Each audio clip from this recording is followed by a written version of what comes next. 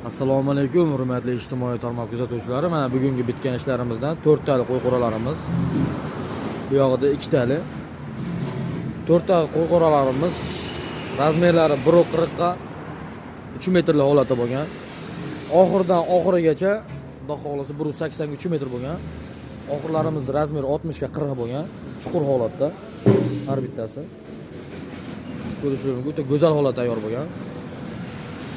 Qo'ylardan qo'yadigan kilitga qismlari 75 sm dan bo'lgan, 4 tali. Materiallarimiz go'ldan bo'lgan, o'ta baquvvat holatda tayyor bo'lgan.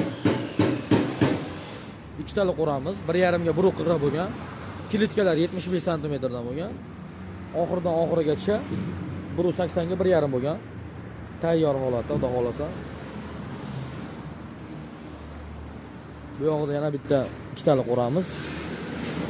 1.5 ga 1.40, bu yoqda tayyor bo'layotganlardan 1.40 ga 3 metrlik 4 taligidan. Bu yoqda kataklarimiz